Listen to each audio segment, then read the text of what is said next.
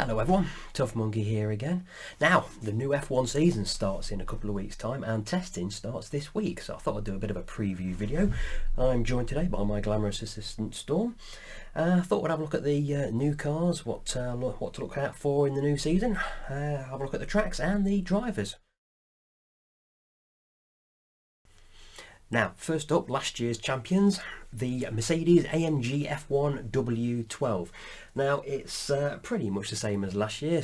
They've kept the same black livery for the Black Lives Matter campaign that they ran successfully last year. They've gone with a bit of a matte colour this year, and I think it looks really quite nice. I think it's actually one of the best cars on the grid. Quite nice, in fact. A few splashes of red. They've introduced a bit of extra silver on the back end there to try and remind us that they are the Silver Arrows team, but no, I think that looks pretty good, that does. You've got to imagine that as they are the defending champions and the regulations haven't really changed, they are going to be the force to be reckoned with once again this year. Next up, last year's runners-up, a Red Bull with their RB16B, an evolution of last year's car, which towards the end of the season was pretty competitive. I think it should give Max Verstappen a good chance of a few race victories this year. Yeah, as always though, the colour scheme is exactly the same as last year, so there's not really a great deal to talk about on that one. Let's move on. Next up is McLaren, who pinched third place in the Constructors' Championship at the final race of the season.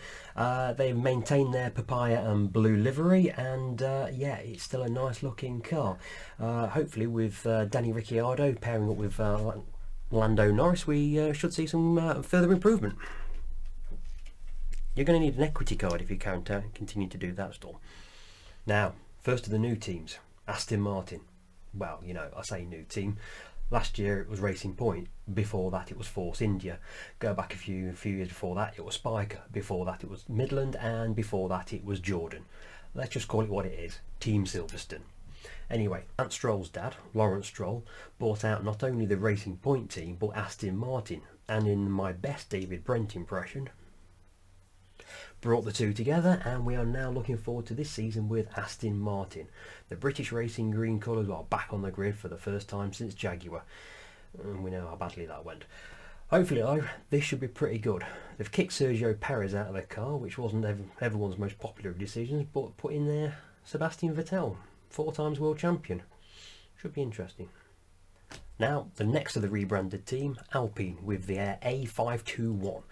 Now, not everyone's going to know who Alpine are, but they are actually Renault's sporting arm with quite a bit of racing pedigree in rallying. And anyway, they've released their new car, their very first one, a bit of a breakaway from the traditional yellows and blacks of Renault, and it's a bit of a belter. That is a gorgeous looking car. I'm looking forward to seeing that. And not only that, but pairing with Esteban Ocon this year and replacing Danny Ricciardo is the returning Fernando Alonso. That should be pretty good. Looking forward to seeing them. Now the next team to look at is Ferrari, the grand old daddy of F1. Now they haven't released their car yet. They're waiting until just before testing before showing the world their new car. But I'm going to go out on a limb here and say probably it's going to be red. You never know, they may surprise the world and perhaps go 80s Ferrari Testarossa white from Miami Vice, which I've got one up here actually. Can you imagine a F1 Ferrari in that colour? They could run with that. Maybe they can drive around with their overalls rolled up, a la Crockett and Tubb style, and Matteo Binotto can have a pet crocodile in his sailing boat called Elvis. Yeah, all stranger things have happened in F1, I suppose. But we have got no car to show you, so let's move straight on. Next up, AlphaTauri. It takes me an effort to remember to call them AlphaTauri because I'm still calling them Minardi, let alone Toro Rosso. But now AlphaTauri. They've basically done a negative of their previous car. Last year it was white and blue, this year it's blue and white. But I say I actually prefer last year's car. Not a bad looking car, but I preferred last year's car. Hopefully they can expand on last year's performance because they had a cracking race at Monza, didn't they, with Pierre Gasly getting his maiden win. Yeah, should be good battle in midfield with those. Our 8th team, the first of the back runners, shall we call them, is Alfa Romeo. Now, I'm a bit on the fence with this one. And to me, Alfa Romeo should be a car of beauty, something to really desire. But it's a bit, it's just a bit wishy-washy their design. Must try harder, Alfa Romeo. Our 9th team, Team America, Haas. Seriously, the state of it. There's nothing good to say about it. It's supposed to be Team America, so you'd expect there to be stars and stripes and stuff going on it, but no, it's quite clearly Team Russia now. That red, white and blue might be the colours of the American flag, but it's also very much definitely the colour of Russia. And that looks like a naff car. It looks like a poor F3 car, that does. And I imagine that to be running around at the back. Now, I know it's got Mick Schumacher in one of the driver's seat, but the other team is, well, the driver that no one's particularly a fan of at the moment. I won't go into details why, but I do fear that they are going to be pootling around at the back behind Williams this year. That is not nice. Now then, our last team, one of the greatest teams in the history of F1, Williams. It's been a turbulent few years for them. The Williams family have now left the team. They've got a bit more investment behind them, so hopefully they can start to move up the pecking order somewhat. And they've got the extremely talented George Russell, who I firmly believe will be 2022's F1 World Champion. We'll go into that in a minute. But the colour scheme has changed, and not so sure about it myself. It looks like something I could put together in a couple of minutes on GT Sport, actually. There's a flash of yellow that's got everyone banging on about glories of old. Now, which car are they referring to? Are they talking about Alan Jones's Williams? Are they talking about Keke Rosberg's Williams? I think they're more suggesting something along the lines of Nigel Mansell's and Nelson Piquet's cars, maybe even one of the greatest F1 cars of all time, Nigel Mansell's FW14B, or the follow-up car for Alain Prost, the FW15. Maybe even Damon Hill's 96 winning car, or Jack Villeneuve's 97 winning car. But don't really see it myself. I do hope them well though, because they were my favourite team throughout the 80s, because Nigel Mansell was one of my heroes growing up. So fair play to Williams. Hope you do well this year. Okay, your 2021 drivers. We've got several staying put, we've got a few jumping ship to new teams, we've got a couple of new drivers, and we've got one returning great. So let's have a look. First up, Lewis Hamilton. 7-time world champion, going for a record 8th world championship to put him ahead of Michael Schumacher as the greatest driver of all time. Teammate for this year is again Valtteri Bottas. Last chance saloon for Valtteri, I think. We've seen Valtteri 2.0, 3.0, 4.0. Well, if he doesn't perform this year, he's probably out in his ear. It's the final year of his contract. I've got a feeling he probably won't be there in 2022. Max Verstappen. Greatest talents outside of Lewis Hamilton, for sure. Put him in the right car, he will be world champion. Is the Red Bull that right car? I'm not sure if it's quite there just yet, but it showed signs of potential at the end of last year. His teammate for next year, Sergio Perez. Got booted out of what is now Aston Martin. And he is a handy driver. Whether he can handle the Red Bull, which only Max Verstappen seems to be able to get his hands around, it's up for debate. But I hope he does well. I hope he pushes Max Verstappen all the way. Danny Rick at McLaren. Oh yeah, match made in heaven. Everyone likes Danny Ricciardo, the honey badger, and let's hope he pairs up well with our next driver, Lando Norris. Wonderful young talent. Yeah, I hope he does well as well. He's again, if he gets the right car in a couple of years' time, he's going to be pushing for world championship status. I hope he does well. Now, Sebastian Vettel had a shocker of a season last year at Ferrari, but then I think everybody probably would have done if he got kicked out and sacked before the season had even started.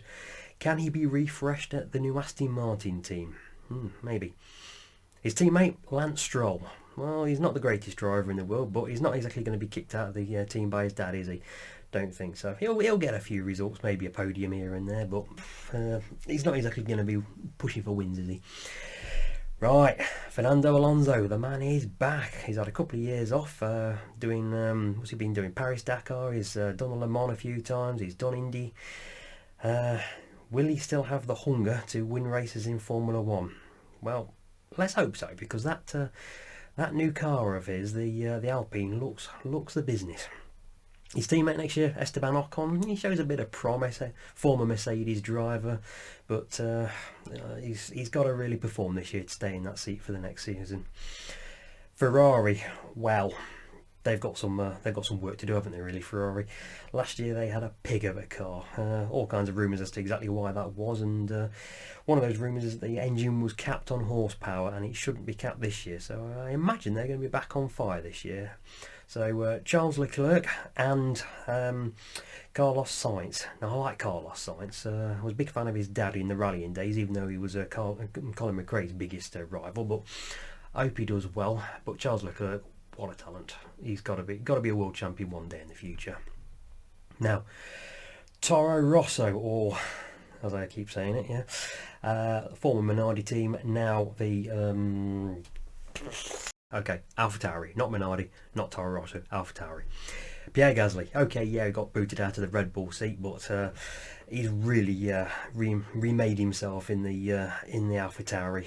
Wonderful performance last year at Monza, and several other great performances. He is a good driver. He's going to pull that team along, and he's going to be the daddy of the team, really, because his new teammate for this season is Yuki Tsunoda. Good driver, very good driver in F2. I watched it all last season, and he was very good. He wasn't the best driver in there, but he's got talent. He's not going to be on the pace straight away, but he's good. Alfa Romeo, Kimi Räikkönen, everyone's favourite driver. You got to love Kimi, the Iceman. Obviously he's past his best now, and he's not going to be winning races, but he's just happy to be picking up a paycheck, I think. His teammate Antonio Giovinazzi, I don't really rate him very much. He's not really proven any reason why he should still be in that seat. Personally, I think he should have been replaced by Callum Ilott, who was a very good driver in F2 last season and pushed Mick Schumacher all the way. Speaking of which, Mick Schumacher is in the Haas team. Now, the Haas car is probably going to be pootling around at the back. I don't see good things coming out of that car, but Mick Schumacher, he's got a lot to live up to. That surname, it comes with a lot of baggage. Now, he's a good driver, but he's always proved that he takes a little while to get used to the car that he's in. So don't expect great things from him to start with, and he'll probably make a few silly mistakes. He made some big errors in F2 over the last couple of seasons, but he'll get there in the end, I'm sure. His teammate, though, Nikita Mazepin. Now, he's coming with a different kind of baggage, he is, and you only have to go onto social media to see what that is, and I'm not going to go into it here. Williams, George Russell. Now, we all know how good he is. We saw what he did at Mercedes last year at not Abu Dhabi, at Bahrain, when he substituted for the poorly Lewis Hamilton. Now, there's a couple of contracts coming to an end at the end of this season, one of which is Lewis, one of which is Valtteri Bottas. At least one of them isn't going to be there next season, and I strongly suspect that George Russell will be in that Mercedes car next year. Who he'll be teammates with, I'm not too sure. Whether it will be Lewis, whether it will be Valtteri, or whether it will be Max Verstappen, not sure. But I think George will be in that Mercedes next year, and that gives him a good shot at the World Championship in 2022. That's my bet. Not that I'm a betting man. And his teammate for this year, as last year, is Nicholas Latifi. And yeah, he's not going to be doing much, but yeah, he's not the greatest driver in the world, is he? Okay, so the 2021 F1 season kicks off on the 28th of March at the Bahrain circuit, and we have a record 23 races this season to look forward to. That's pending any kind of COVID restrictions. Nice to see that San Marino is back, second Grand Prix of the season, and it's just been confirmed also that Portimao is going to be the third Grand Prix of the season. China has been, looks like it's been dropped off the calendar. It's sort of been temporarily kicked off until possibly later on in the year, but no sign of it on the calendar at the moment. Other than that, no huge surprises. Dutch Grand Prix on the 5th of September. Finally get to see what the circuit's going to be like with modern Formula 1 cars. Obviously it was meant to join this calendar last year, but got booted off, postponed because of COVID. But other than that, no great surprises, other than the new Saudi Arabia Grand Prix, which I've not seen a great deal of yet, so it'll be interesting to see. But beyond that, nothing too surprising. Let's see how the teams cope with 23 races this season, plus the prospect of new qualifying formats. Should be interesting to see. So what I'm looking forward to this year? Well, first off, McLaren. Danny Ricciardo and Lando Norris in a very good car from last year, now paired with a fantastic engine from Mercedes. That should be pretty good. What else am I looking forward to? Aston Martin, the return of British Racing Green to the grid. I'm just hoping it works out better than the last time we had British Racing Green on the grid. Jaguar F1. They took a great team with Stewart F1, a race-winning team with the might and finances of Ford, and completely messed it up. What went wrong there? I really don't know. Lastly, Fernando Alonso. He's back. Will he win this season? I don't know. But if nothing else, we're going to have some great memes of him sitting at the side of the circuit in a deck chair. Biggest disappointment? Callum Ilott not having a drive this season. He was wonderful in F2 last year. Very unlucky not to win the title. He's a Ferrari team driver, which meant he had an opportunity either at Ferrari, which wasn't going to happen, Alfa Romeo, or at Haas. Now, he could have gone to Alfa Romeo and replaced Giovinazzi, which I think he should have done, or he could have gone to Haas alongside Mick Schumacher. Probably wasn't going to happen. Disappointment there is the fact that the second driver at Haas is Mazepan, who, let's be fair to him, has a few demons in the closet. He had a few social media faux pas, let's put it that way. Predictions? Lewis, Mercedes. Next question. So although I'm excited about 2021, 2022 should be pretty good too. There's plenty to look forward to with the new regulation changes. Ground effect coming back, smaller wings, bigger and narrower wheels and tyres. So aerodynamics are going to be much more simplified. With the ground effect, it means the cars will be able to drive closer to each other without the dirty air affecting them through the corners. So that should mean more overtaking next season. So although the 2021 cars look like they've been designed with tracing paper, 2022 should be radically different. Also, Mercedes will look very different next season. Possibly 2 new drivers, maybe 1 new driver. Wouldn't it be nice to see George and Lewis go head to head at least for 1 season? Maybe even Max versus Lewis. Max versus Lewis, that'd be good. Yeah. In summary though, I'm really looking forward to this season. There's a lot of good stories that are going to be playing out this season. Returning greats, new teams on the grid, new drivers, some good competition. Okay, Lewis and Mercedes are just going to be off in the distance while the regulations stay the same, but the midfield is going to be a big old scrap. I'm looking forward to this season, I really am. Anyway, that's enough of me rambling on. New season starts on the 28th of March. Netflix 3rd season of Drive to Survive starts on the 19th of March, and testing starts this week. If you like, drop me a subscribe. You'll get any updates for any more videos I post up there. There'll be events for Dirt Rally 2, GT Sport and F1 2020, plus my tutorial videos for street car racing. Thanks for stopping by, and I'll see you again.